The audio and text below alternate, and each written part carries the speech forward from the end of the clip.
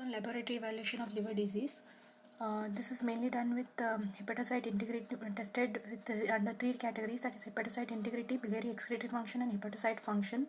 Under hepatocyte integrity we test for aspartate aminotransferase, alanine aminotransferase and lactate dehydrogenase. Bilirubin excretory function is tested by serum bilirubin, urine bilirubin and serum bile acids. Also plasma membrane enzymes like serum alkaline phosphatase, serum gamma glutamyl transpeptidase, serum 5-nucleotidase. Hepatocyte function protein is tested by proteins which are secreted in the blood, that is serum albumin and prothrombin. Hepatocyte metabolism by serum ammonium. Suspected liver disease. If there are abnormal liver tests, then we divide them into acute and chronic. Acute diseases last for less than 6 months. Chronic ones last more than 6 months. Under that we have hepatic and mixed and cholestatic diseases, where in both the categories. So in acute conditions, liver biopsy doesn't play much important role, whereas in the chronic condition, liver biopsy is very important. Some of the tests are associated with functionality. The example is albumin, some with cellular integrity, transaminase, some with conditions linked to the biliary tract, that is gamma glutamyl transferase and alkaline phosphatase. Isolated elevation of gamma glutamyl transferase in chronic alcoholic toxicity is seen. Normal bilirubin metabolism. This picture explains the normal bilirubin metabolism. Bilirubin is mainly derived from the heme, which comes from the senescent erythrocytes. Heme is converted into biliverdin by heme oxygenase. Then biliverdin reductase converts it into bilirubin. It forms a complex with albumin to form bilirubin albumin complex. Then it is transported to the liver through the blood. In the liver hepatocyte, it conjugates to form bilirubin glucuronide. Then it is secreted into the bile canaliculus. Through the bile ducts, it enters the duodenum. Inside, from the duodenum enters the large intestine, where it is acted upon by the intestinal bacteria to form stercobilinogen and urobilinogen. Stercobilinogen gives brown color to the stools, whereas urobilinogen gives yellowish discoloration to the urine. So what are the causes for increased bilirubin production?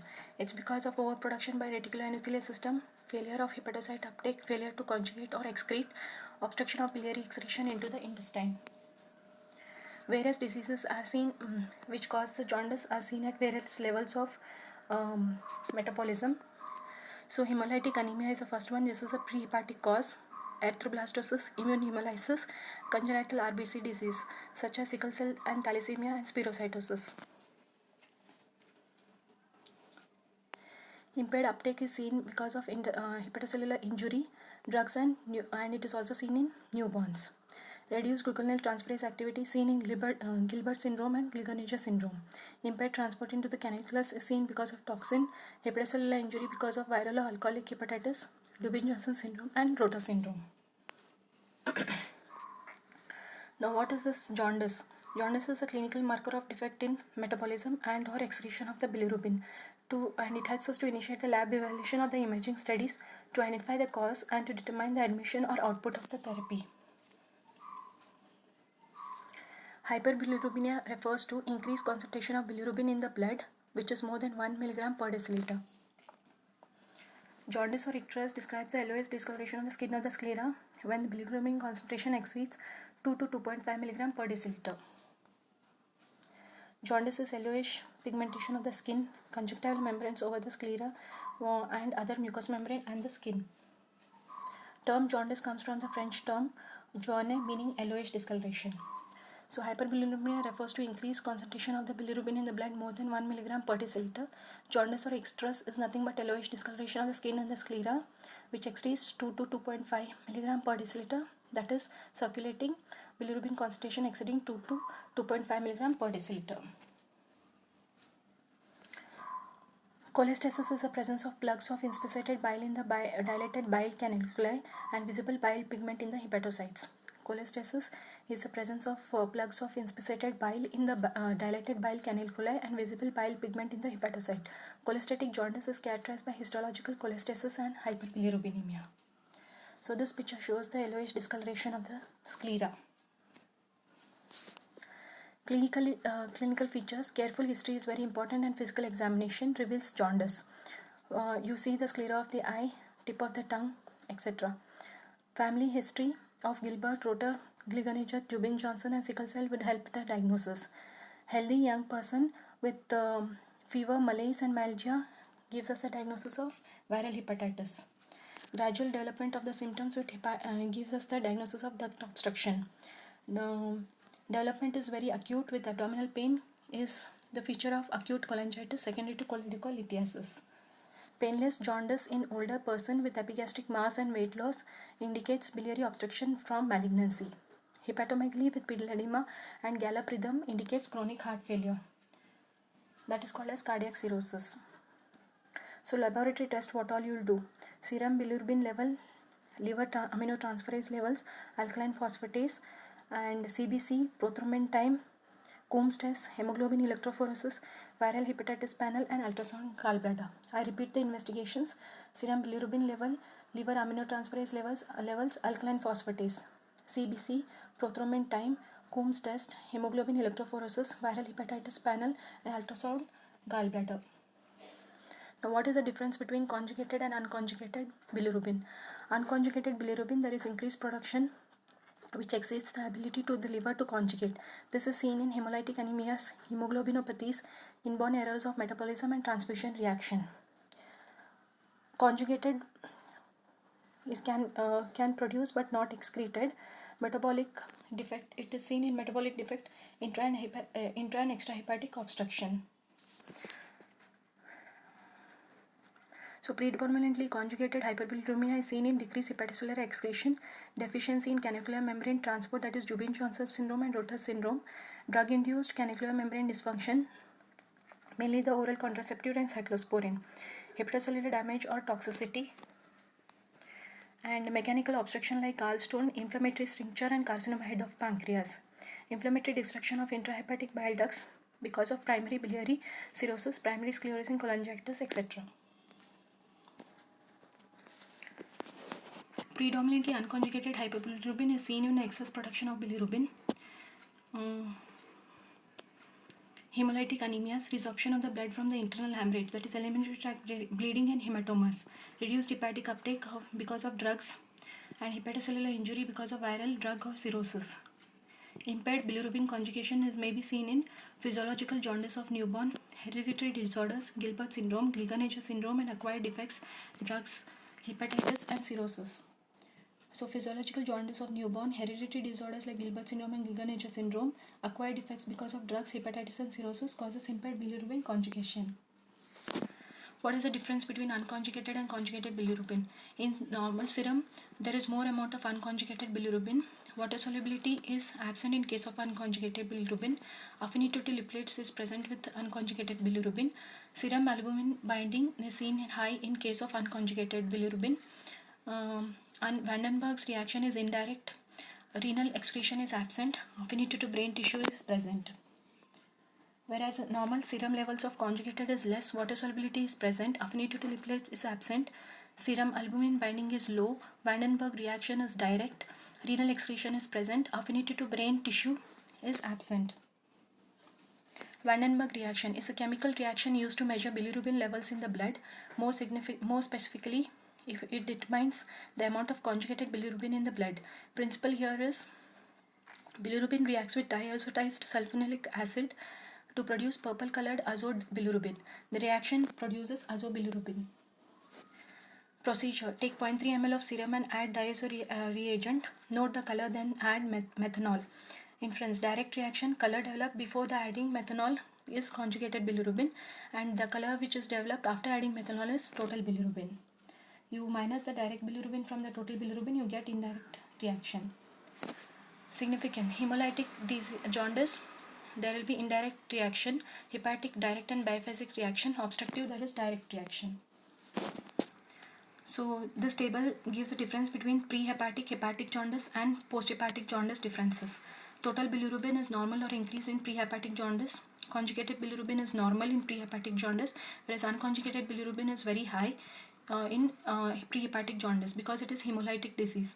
Urobilinogen is normal or increased. Urine color will be normal. Stool color will be normal.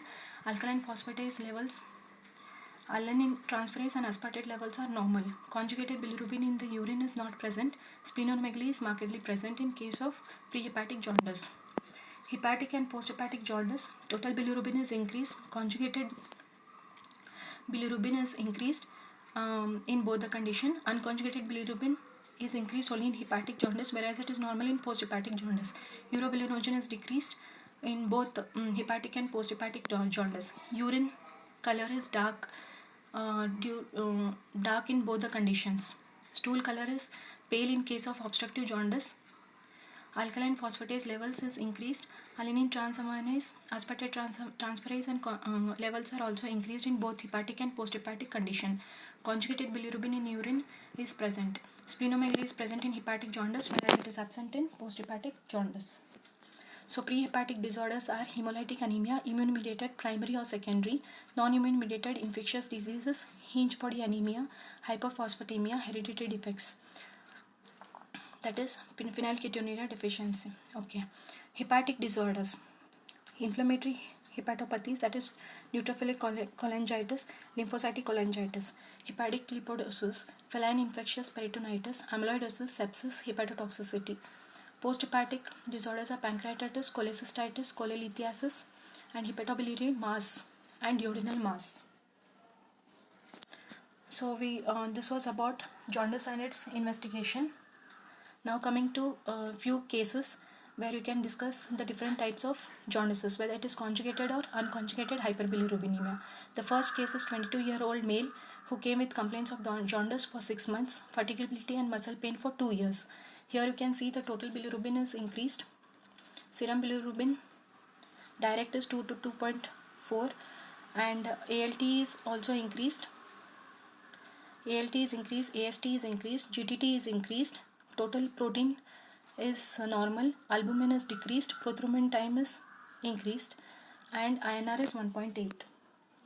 This is a case of indirect hyperbilirubinemia because direct is less than 50% of total bilirubin with 3 times elevation of AST, reduced albumin, that is AG ratio is reversed, and raised prothrombin time and INR suggestive of chronic liver disease.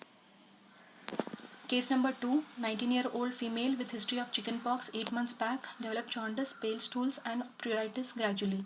So here also the total bilirubin is increased, serum direct bilirubin is increased, it's more than 50%, 3 times increase of AST, ALT is also increased, ALP is 914 which is markedly increased, GGT is also increased, total protein is decreased, albumin is also decreased. So this is the case of direct hyperbilirubinemia with raised AST 6 times and ALT mild and markedly raised alkaline phosphatase suggestive of cholestatic picture with ongoing activity. Albumin is also low, indicates the liver disease. Case number 3, 32-year-old male, a chronic alcoholic and known case of chronic liver disease with a history of alcohol intake 3 days back before the admission. Serum bilirubin is increased. Direct bilirubin is also markedly increased. AST is mildly increased. ALT is also normal. ALP is normal. GGT is slightly increased. Total bilirubin is normal. Albumin is decreased. Prothrombin time is increased. This is a case of direct hyperbilirubinemia with mild elevated AST and AST to ALT ratio is 3:1 and GTT, that is gamma glutamyl transferase, is raised suggestive of alcoholic liver disease with ongoing activity. AG ratio is reversed suggestive of chronic liver disease.